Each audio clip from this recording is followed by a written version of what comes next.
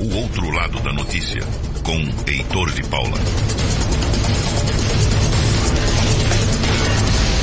Prezados ouvintes, boa noite. Heitor de Paula para a Rádio Vox, programa do dia 22 de maio de 2015. Eu tinha, no programa anterior, iniciado com falando sobre a nova classe brasileira. E tinha dito que iria prosseguir nesse assunto. Antes de entrar novamente em citações da União Soviética, eu acho que temos hoje uma aula prática para quem entendeu o que está se passando no Congresso Nacional e no Executivo e no Judiciário. Note-se bem, ajuste fiscal. Um ajuste que significa, como eu já disse em um programa anterior, há 2 ou 3 semanas atrás, que nós, que aqui no Brasil se chama contribuintes, na verdade somos taxpayers, pagadores de impostos, vamos ter que desembolsar do nosso dinheiro mais ainda do que já tem sido esforçante para pagar o rombo que eles fizeram. Além disso, o que nós vemos é o seguinte: ao mesmo tempo em que se vota tirar o dinheiro das viúvas e diminuir as pensões, o salário-desemprego, tudo isso, vota-se o quê? Aumento de 75% para os funcionários do Judiciário. E um anexo novo para a Câmara Federal. Um anexo que vai conter até um shopping center. Esse shopping center me lembra que na União Soviética existia um shopping center extremamente restrito, em que ninguém podia pagar com rublo, só com moedas estrangeiras. Chamava-se GUM, G-U-M de Maria. E quem é que podia entrar lá? Bom, estrangeiros, turistas e os funcionários da nomenclatura, que eu já citei no programa anterior. Da alta nomenclatura, esses tinham acesso a produtos estrangeiros e mesmo até a produtos russos de melhor qualidade. Um exemplo, vodka. O vodka russo tem de várias qualidades. Não sei se vocês sabem o que é o vodka. O vodka é um destilado de um monte de coisas diferentes. Todos os cereais podem ser fermentados. Não é? Podem. O processo de fermentação é levá-los ao fogo e, bom, primeiro passa pelo moinho para triturar, etc e tal, levá-los ao fogo, de maneira que o processo de fermentação se dá. O que é fermentação? Para quem já estudou química vai entender direitinho. Quem nunca estudou, eu vou tentar explicar. É o seguinte, é a transformação dos açúcares em álcoois. Isto é feito introduzindo um fungo que o mais comum é o chamado Saccharomyces cerevisiae. Esse cerevisiae vem da cerveja, ou da cerveja vem do cerevisiae. Isso eu não tenho certeza, se esse nome veio antes ou veio depois. Isso foi descoberto na Suméria, que era foram os primeiros, há 5.000 anos antes de Cristo, a produzir cerveja. E provavelmente Abraão, que era de Ur, na Suméria, ele devia ter bebido as suas cervejinhas. Mas, então, qualquer cereal, desde que seja triturado, colocado para ferver água e jogando uma certa quantidade de Saccharomyces cerevisiae, eles vão destilar, eles vão fermentar de qualquer maneira. O fermento produz o quê? Um mosto, que é a parte sólida, que vai ser jogado fora. Ou melhor, os escoceses, quando fabricam uísque, aquele mosto que é de um cereal nobre, cereal maltado, que é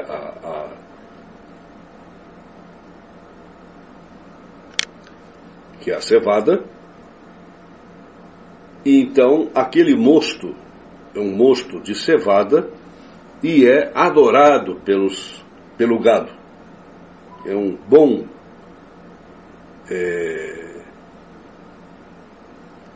alimento para o gado. E o líquido que sobra vai ser então destilado. Normalmente o vodka é bidestilado, mas tem os vodkas mais de melhor qualidade, que são tridestilados. Só que depende dos cereais que se põe lá e depende do estado que esses cereais estão. Então o que acontece? Os melhores vodkas russos são produzidos com cereais frescos, recém-colhidos, e de maneira geral usa-se muito a beterraba, que tem uma quantidade muito grande de açúcar, e como os russos também têm cevada e tem trigo, etc., então se usa mais colhido fresco. Estes vodkas só eram encontrados no GUM. O vodka que era servido para a população, vamos dizer, para a classe média da nomenclatura, era um vodka já mais vagabundo.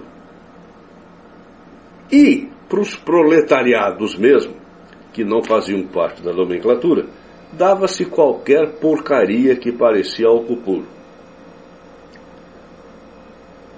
Então,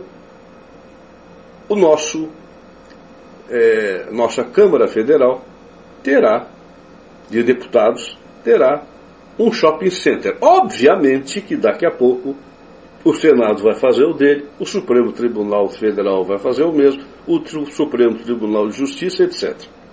Então nós estamos vendo aqui o que é a nova classe. Na verdade, todas as sociedades sempre tiveram um grupo que se colocava hierarquicamente superior nessa sociedade.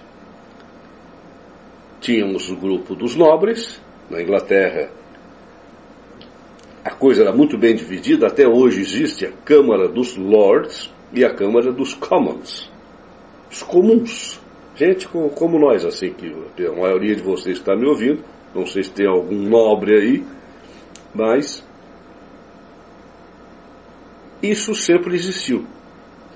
O capitalismo produziu também as suas classes de mais dinheiro, de maiores condições de aquisição de bens, e e sempre existiram os pobres. Bom, então não é disso que se trata.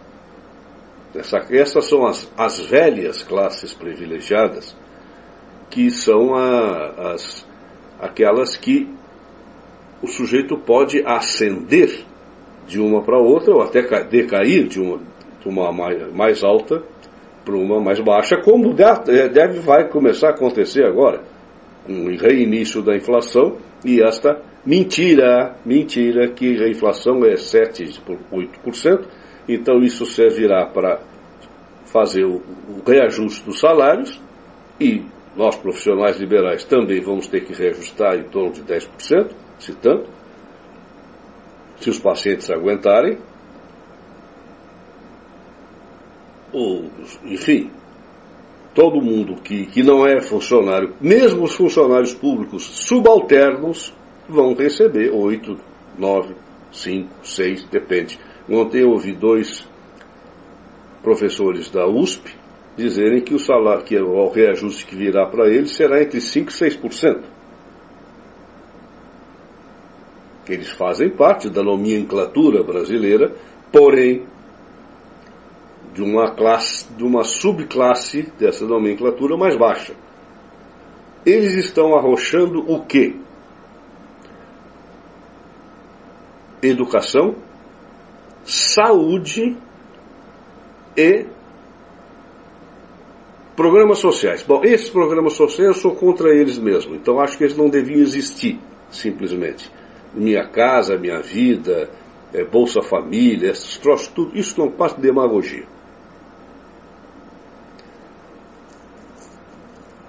Agora, ao mesmo tempo em que eles arrocham nós pobres commons, o que eles fazem para eles mesmos? E aqui vai executivo, menos do que os outros 2. Legislativo e judiciário. Ora, o judiciário precisa de 75% de reajuste? Será que estão ganhando o quê? Salário mínimo? Não, eles já estão ganhando milhares e milhares, dezenas de milhares de reais por mês. E vão ter um reajuste de 75% escalonado em 3 etapas. Oh, que bom! Bom, o capitalismo, como eu estava dizendo, voltando, eu me perdi, saí por outro lado. O capitalismo gerou uma categoria. Capitalismo, em primeiro lugar, é um nome errado, porque isso foi um nome inventado por Marx, para se referir a um sistema de liberdade econômica, de livre mercado, no qual, evidentemente, existe o capital e existe o trabalho. Então, capitalismo é para caracterizar que só quem tem capital é que ganha. O trabalhador, o que tem o trabalho, é explorado. Tenho a impressão que se Marx viesse à Terra e fosse sincero, embora ele era um grande mentiroso, inventou estatística, etc., ele ia dizer, qual é o Estado aqui que é comunista segundo a sua teoria? Ele ia dizer Estados Unidos da América. Porque uma das coisas que ele falava era que o operário produz um produto do qual ele nunca poderá adquirir. É só entrar nas fábricas de automóvel americanas e verificar o pátio de estacionamento. Todos os funcionários, todos os empregados das fábricas têm o seu carro. E a mulher tem o dela. Então, isso é o verdadeiro capitalismo competitivo. Bom, mas o que nós estamos falando é de outra coisa. Não é gente que se expõe e se arrisca na competitividade. É de gente que se emprega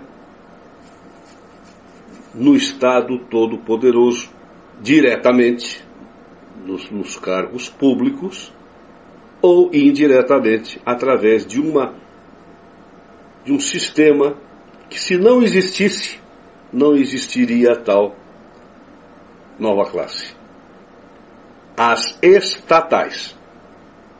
Se vocês são mais jovens e não ouviram no momento, e nem tomaram conhecimento do que aconteceu em 92, acho que foi 91, 92, na União Soviética, o Mikhail Gorbachev, ele tinha iniciado a perestroika e a glasnost, e que é uma mentira, vocês já devem saber, porque já ouviram ou já leram o Olavo, cansado de falar sobre isso, Anatoly Golitsyn, que foi quem denunciou.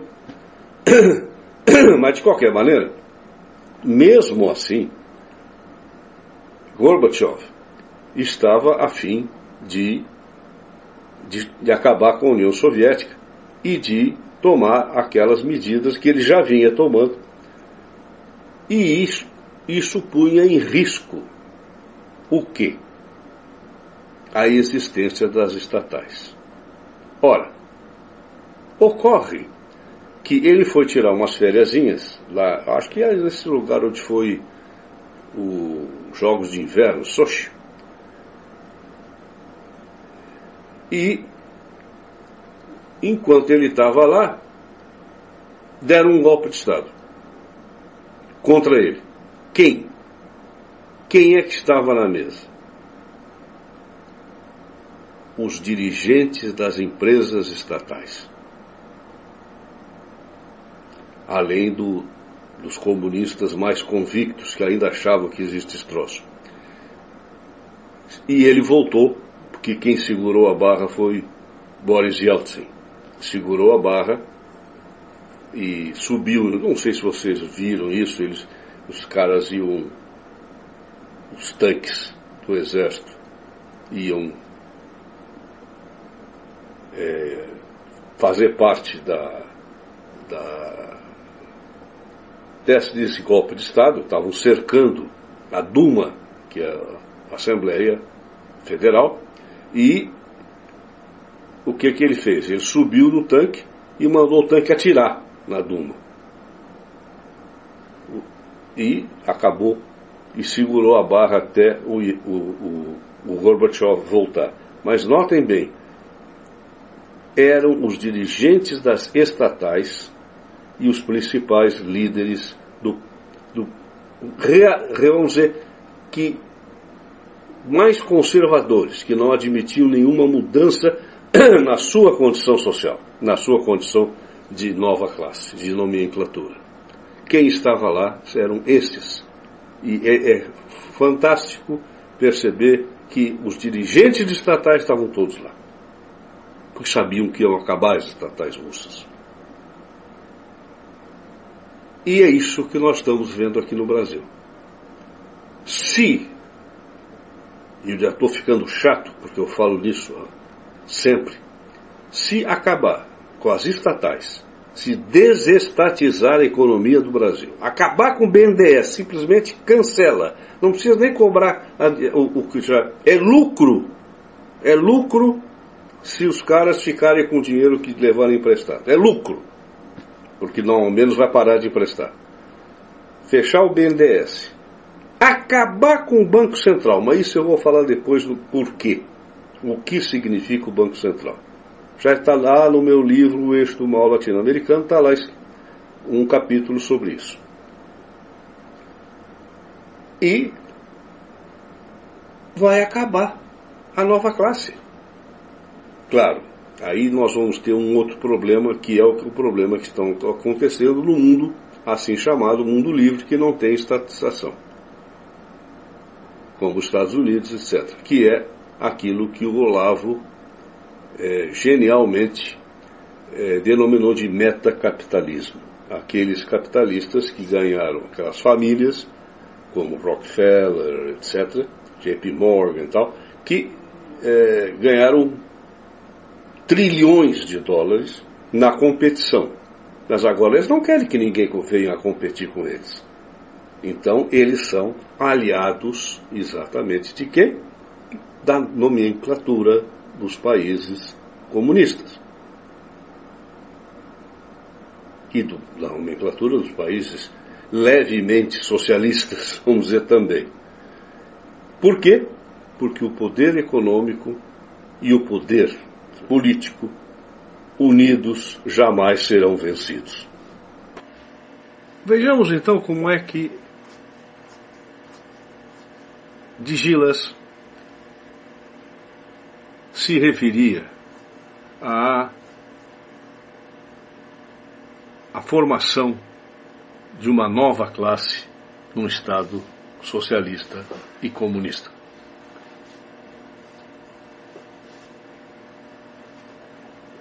Resumidamente, a teoria de Digilas é uma que, vejam se reconhecem o Brasil. Após a vitória da Revolução Socialista, o aparelho do Partido Comunista se transforma em uma nova classe dirigente. Essa burocracia monopoliza o poder do Estado e se apropria de todos os bens pela nacionalização. Portanto, estatização.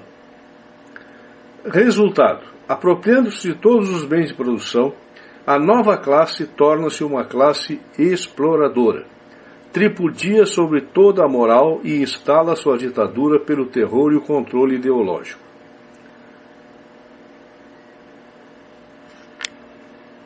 Nota-se que a formação dessa nova classe, que também Digilas chamou de a classe dos administradores e dos gerentes,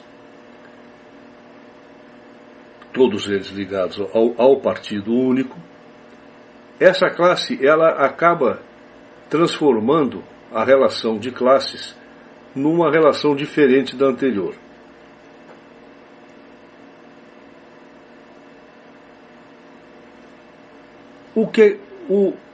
Enquanto, segundo Marx, a classe burguesa se apropria da mais-valia do trabalho dos empregados, dos funcionários, dos proletários, agora o que é que acontece? Com a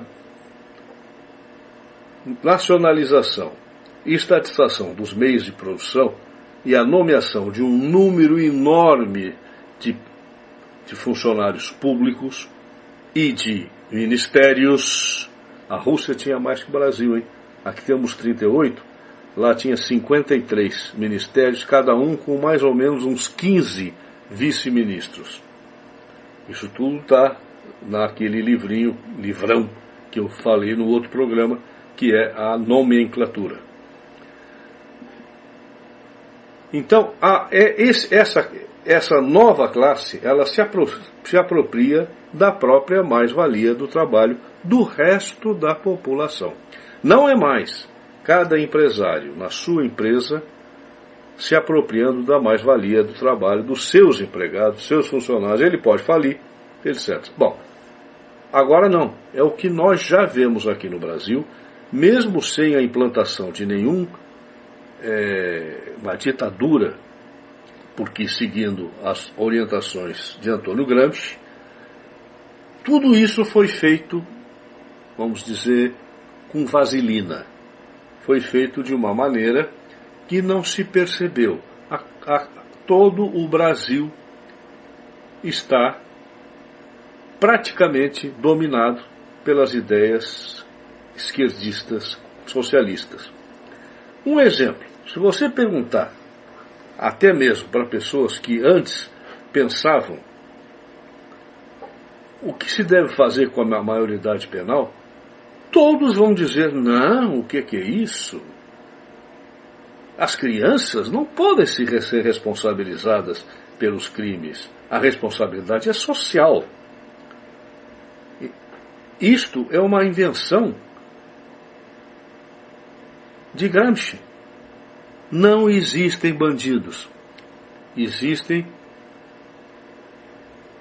pessoas que foram excluídas da sociedade capitalista, sociedade de classes, e não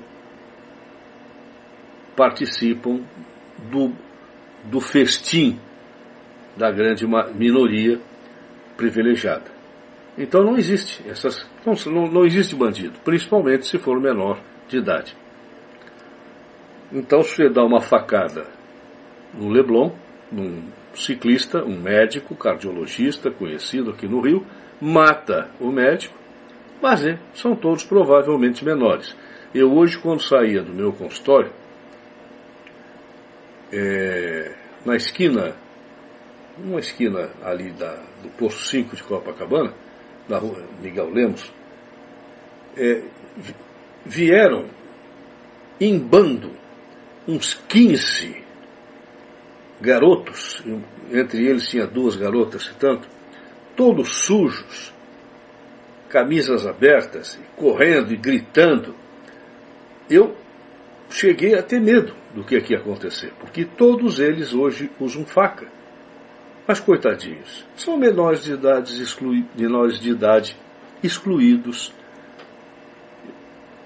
dessa miserável e terrível exclusão social que impera no Brasil. É assim que a nova classe domina as demais.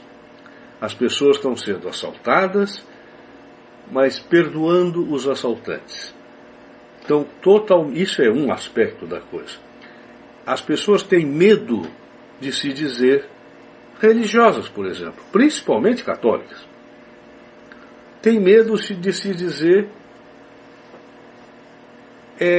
estudioso ou de filosofia, alguma coisa, porque fora daqueles padrões das faculdades de filosofia da USP, aqui do Rio de Janeiro, da UFRJ, da PUC, etc., porque estas formam os verdadeiros filósofos. Ora bolas.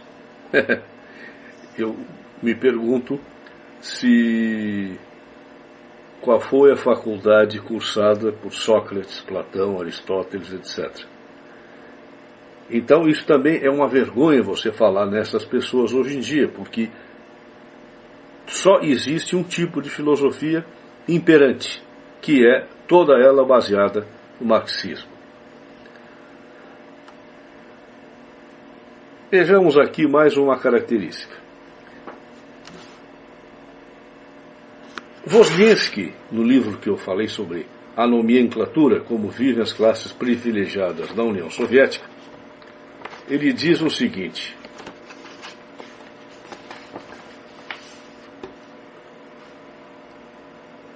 Lenin, já no início da Revolução, dizia: temos o direito de ser orgulhosos. E o somos, com efeito, pela felicidade de termos sido escolhidos para começar a construção do Estado Soviético. Começar, assim, com uma nova época da história mundial. Época de dominação de uma nova classe. Notem bem que Gilas não inventou esse termo. Ele deu conteúdo e contextualizou, mas foi Lenin que falou pela primeira vez.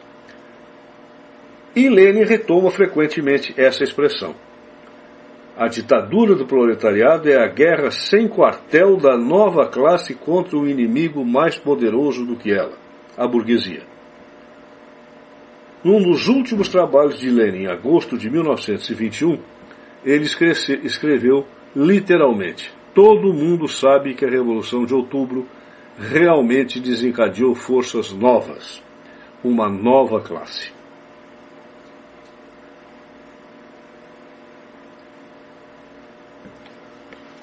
Um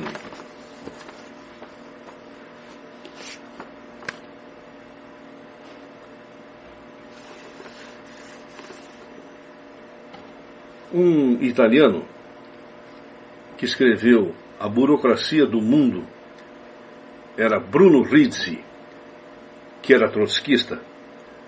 Ele achava que a Revolução Soviética desembocaria numa nova forma de dominação de classe. Dizia ele: na sociedade soviética, os exploradores não se apropriam, olha o que eu tinha dito antes, da mais-valia diretamente como faz o capitalista quando embolsa os dividendos de sua empresa. Note que ele concorda com a existência desse termo mais-valia.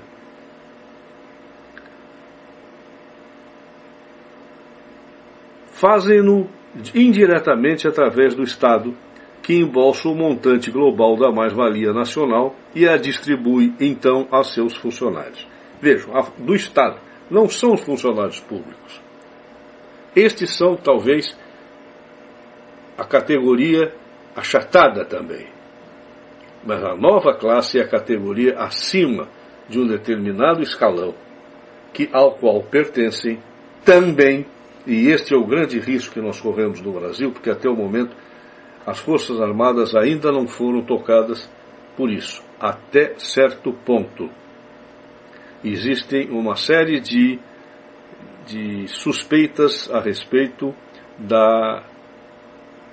do antigo comandante da Força Aérea, Junichi Saito, com a compra desses aviõezinhos que eu já desmoralizei aqui algumas vezes, esses aviões suecos,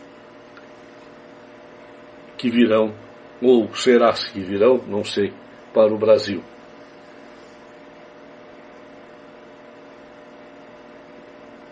Mas o problema é que antes o que nós tínhamos eram militares que chegavam ao fim da carreira, como 4 estrelas, e se aposentavam, se retiravam para a reserva, remunerada, ganhando o mesmo que ganhavam antes, o que não é uma grande coisa. Mas o pior é a tentação que esse tipo de governo PSDBista e petista, principalmente petista, leva a uma tentação muito grande de também, vou pegar o meu, que eu não sou trouxa.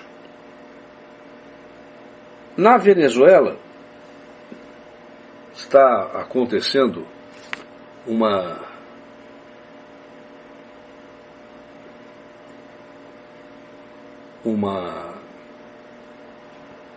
desgraça anunciada.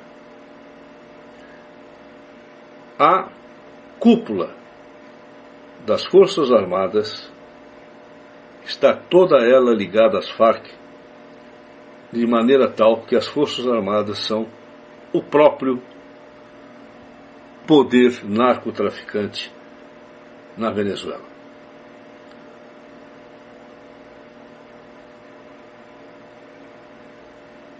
Quer dizer, o país está transformado numa narcocracia. Isso é um termo que eu inventei na hora agora. É a ditadura do narcotráfico que está tomando conta do país.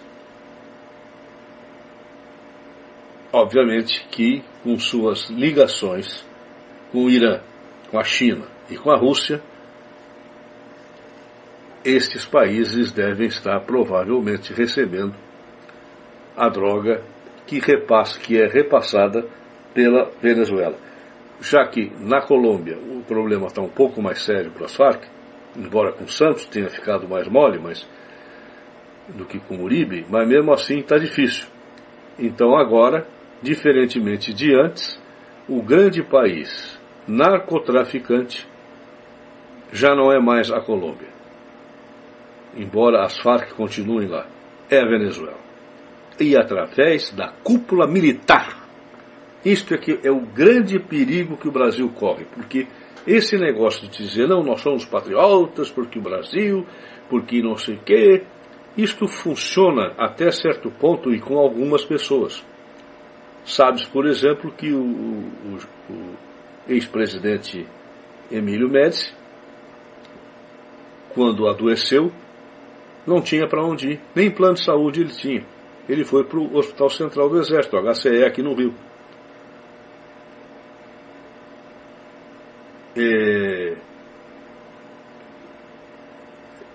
O Castelo Branco, idem. Agora, não sei se existem ainda nas Forças Armadas pessoas com esse tipo de caráter, ou se já começam. Isto é o maior perigo que corre o Brasil, como está já acontecendo na Venezuela.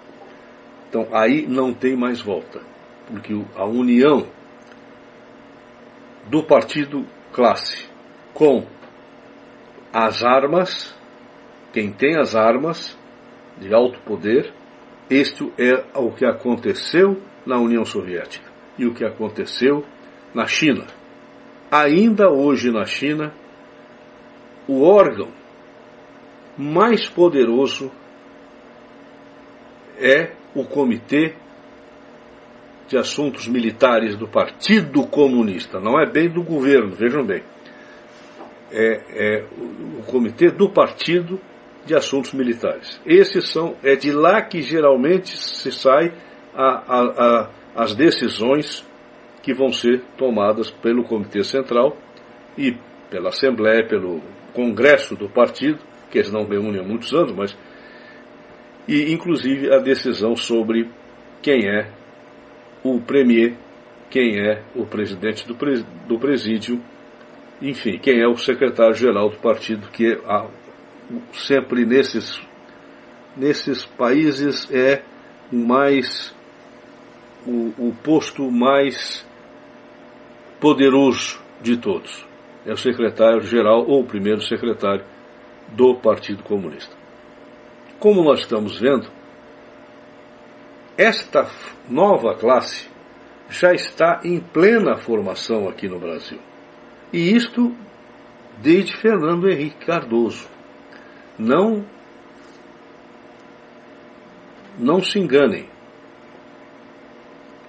Vocês estão ouvindo um programa da Rádio Vox, e aqui na Rádio Vox eu já vi que eu já tenho ouvido outros programas, tenho ouvido, a Graça eu conheço antes da Rádio Vox, o Alex e o Edson e tal, e todos sabem disso, todos estão martelando isso há muito tempo.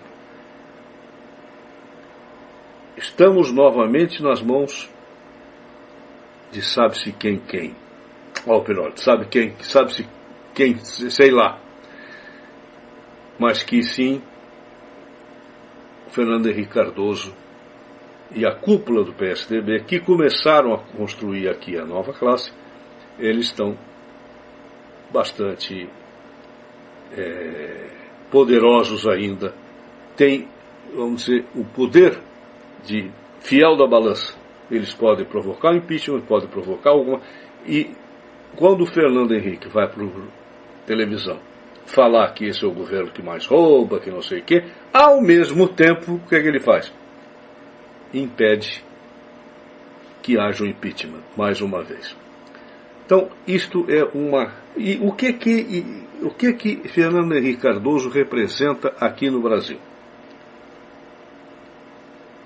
Representa o diálogo interamericano nesse acordo com o Foro de São Paulo. O que é que o diálogo interamericano representa aqui no Brasil? Se não os metacapitalistas. Esse nome tão genialmente criado pelo Olavo. Aqueles que já querem o poder, porque de dinheiro já não precisam mais. E estão dispostos a gastar o que for do seu dinheiro para ter o poder e impedir que o capitalismo continue funcionando e que o povo continue tendo suas liberdades e que os indivíduos tenham os seus direitos garantidos. Por isso, é a defesa dos direitos humanos. Eu já expliquei isso aqui, qual é a diferença.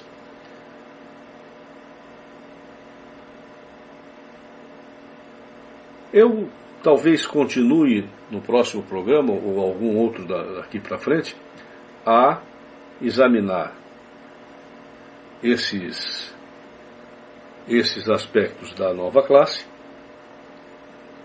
No entanto, com o que eu disse semana passada e o que eu disse hoje sobre isso, inclusive ficou a primeira parte desse programa, que foi a espécie de aula prática, para vocês verem como é que funciona, como é que existem duas categorias de cidadãos nesse país, que é a nova classe criada por Lenin, como funciona aqui no Brasil, o exemplo típico, característico, foi a reunião de ontem do Congresso Nacional, do Senado e da Câmara, que eu já comentei. E é isso que nós estamos vendo no Mensalão. O Mensalão é esta nova categoria de cidadãos, a qual nós, a grande maioria, não sei quem me ouve, se tem alguém dessa categoria mais econômica, mais elevada, mas são pessoas que diferem de nós. Para terminar, então, há algo de muito importante que eu vou ler aqui.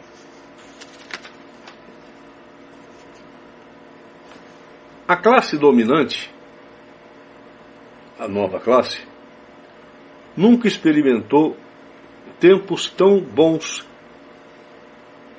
como aqueles tempos de Brezhnev. Além de um senso de segurança pessoal e confiança que tinha sido negado na era de stalinista, e que existiu um pouco mais do que tempo de Stalin, mas ainda pouco, durante a década de glória, assim chamada de Khrushchev, adquiriu um senso de estabilidade durante a década gloriosa um senso de estabilidade e, consequentemente, um aumento do narcisismo. O uso de todo privilégio possível pelos seus membros resultou num altíssimo estándar de vida em todas as áreas, nas condições de trabalho, nas férias, nas recreações, no suprimento de comida e outros artigos essenciais, nas residências, do tipo de residência, nas oportunidades educacionais e a influência sobre o futuro adiante deles e dos seus descendentes. Passou a existir um senso de privilégio pelo direito de nascimento, que entrou no sangue dos membros dessa classe. Eu aqui quero fazer uma observação que foi uma das primeiras coisas que eu entendi quando comecei a me retirar, ou melhor, a retirar de dentro de mim esse câncer chamado marxismo. Eu comecei a me dar conta que o marxismo-leninismo é apresentado como um avanço, como um progresso da história. Primeiro a escravocracia, depois o feudalismo, depois o capitalismo, e agora vamos então para o fim da história, que é a sociedade socialista, que se transformará futuramente numa sociedade sem classes, que é a sociedade comunista. Quando eu comecei a me dar conta que isso não passa de uma grande falácia, de uma grande palhaçada, um engodo para arrumar quadros para o partido e arrumar idiotas úteis que acreditem nessa besteira, eu comecei também a me dar conta de que existia, ainda não tinha lido o Gilas, não tinha lido nada disso, mas comecei a me dar conta que existia realmente uma nova classe. Eu não sabia dizer bem o que era, mas que tem muito a ver com um retorno ao passado. O que eu creio que é intolerável para muitas pessoas é o liberalismo, é a liberdade econômica, porque essa envolve riscos que antes não existia. No feudalismo, por exemplo, o servo da gleba, ele não podia sair da onde ele trabalhava, ele não podia abandonar a gleba, ele tinha que dar a parte dele, mas ele era garantido pelo senhor das terras. Ele estava ali vivendo com uma certa garantia de que ele ia continuar sempre naquele lugar. O capitalismo trouxe uma grande liberdade, mas ao mesmo tempo trouxe o risco. E que exige, então, dos empreendedores fazer um bom uso da sua liberdade e, como se diz na Declaração de Independência Americana, na busca da sua própria felicidade por si mesmo, que pode crescer e pode cair de bunda no chão. E pode se levantar depois disso ou pode ficar lá deitado. Tudo isso é a independência do ser humano, a autonomia e a liberdade, que inclui, portanto, algo intolerável, que é não saber o futuro. Ora, antes sabia-se. Agora não se sabe. Ou melhor, agora não. No período liberal. Então, a reação a isso foi exatamente o movimento comunista e socialista, que é um retorno atrás, é uma reação. Os reacionários são eles, porque o mundo caminhou célere na direção da liberdade, o mundo ocidental, evidentemente. Essa palavra liberdade é desconhecida do Oriente Médio para lá, com exceção de Israel. E a África toda, eu falo do mundo ocidental, Europa, Américas, principalmente América do Norte. E isto foi intolerável. Então, conseguiram buscar uma forma de retornar atrás, de voltar a história para trás. Portanto, eu creio que reacionários são eles. Nós, os liberais, somos os progressistas. Os que estão impedidos de realizar tudo que a liberdade e a busca da felicidade nos permitiria para seguir em frente num progresso em que houvesse cada vez mais liberdade no mundo. Eu vou ficando por aqui, porque eu creio que essa minha ideia, que eu tive lá há uns 30 anos atrás, ou mais, há 40, hoje em dia se confirma plenamente através dos meus estudos e através da observação. Boa noite a todos, um bom fim de semana e uma boa semana, e até na próxima sexta.